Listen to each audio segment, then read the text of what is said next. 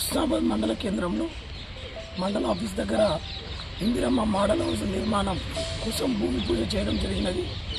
గ్రామాలలో పేదవారి సొంతింటి కళ నెరవేర్చడం కోసం కాంగ్రెస్ పార్టీ మాట ఇచ్చిందంటే మాట తప్పని పార్టీ కాంగ్రెస్ పార్టీ. అలాంటి మాట కోసం ఈరోజు హుస్నాబాద్ కేంద్రంలో మోడల్ హౌస్కు ముగ్గు పోసుకోవడం జరుగుతుంది.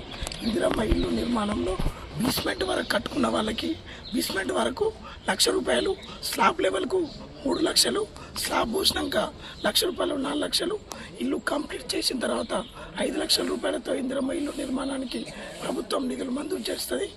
అదేవిధంగా ఇచ్చిన కొలతల ప్రకారం కాకుండా మీరు అవసరం అనుకుంటే ఇంకా 5-10 ఫీట్లు పెంచుకొని కూడా కట్టుకుంటే కూడా మీకు డబ్బులు అదే ₹5 లక్షలు ఇవ్వడం జరుగుతుందని చెప్పేసి తెలియజేసుకుంటూ, ఎవరైతే లబ్ధిదారులు ఉన్నారో వారు ఇటు నిర్మాణాన్ని పూర్తి చేసుకోవాలని చెప్పేసి కోరుకుంటూ ఇటు అవకాశం ఇచ్చిన మీ అందరికీ నమస్కారం, ధన్యవాదాలు. రాష్ట్ర ప్రభుత్వం ఇచ్చినటువంటి మనకు 6 గ్యారంటీలు ఏవైతే ఉన్నాయో అందులో భాగంగానే ఇది ఒక ఇందిరమ్మ ఇళ్ళ కార్యక్రమం.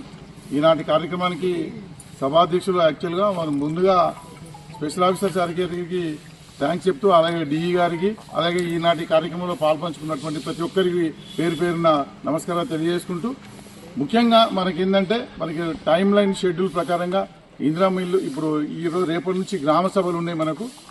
దాంట్లో రైతు భరోసా, తర్వాత రేషన్ కార్డ్స్, ఇందిరమ్మ ఆత్మీయ భరోసా, తర్వాత 4 గ్యారెంటీలకు సంబంధించినవి ఉన్నాయి కనుక అందులో భాగంగా ఈరోజు మోడల్ హౌస్ నిర్మాణము చేపట్టడానికి వచ్చి మనకు ముగ్గు పోసి ఈరోజు కార్యక్రమాన్ని స్టార్ట్ చేసినందుకు అందరికీ కూడా థ్యాంక్స్ చెప్తూ, తర్వాత నెక్స్ట్ కార్యక్రమం భాగంగా స్పెషల్ ఆఫీసర్ గారు కూడా ఈ కార్యక్రమం గురించి మాట్లాడాల్సిందే కోరుతాం. కార్యక్రమంలో భాగంగా 6 గ్యారెంటీలలో ఒక భాగం ఇందిరమ్మ ఇల్లు అనే కార్యక్రమాన్ని మార్చి నెలలో జీవో ప్రకారంగా ఇంట్రొడ్యూస్ చేసిన కార్యక్రమం ఇది. అందులో భాగంగా మాకు ఇచ్చిన ఆదేశాల మేరకు ప్రతి మండల్ హెడ్ క్వార్టర్లో ఒక మోడల్ నిర్మాణం చేపట్టాలనే ఉద్దేశంతో మాకు ఉత్తర్వులు జారీ చేసినాము.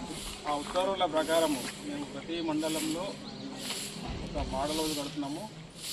అందులో భాగంగా మేము ఇక్కడికి వచ్చినప్పుడు మన మండల వ్యవసాయ గారు మాకు స్పందించి మాకు సహాయ సహకారాలు, అదేవిధంగా చంద్ర గారు కూడా మేము వచ్చిన వెంబడిని మాకు పరిచయం లేరు కానీ మమ్మల్ని పరిచయం చేసుకొని మంచిగా కల్పించి ఇక్కడ ఈ కార్యక్రమాన్ని చేపట్టడానికి మాకు ఎన్నో విధాలుగా సహాయ సహకారాలు అందిస్తున్నారు. అదేవిధంగా ఈరోజు కూడా మీరందరూ వచ్చినందుకు నాకు ఎంతో సంతోషంగా ఉంది.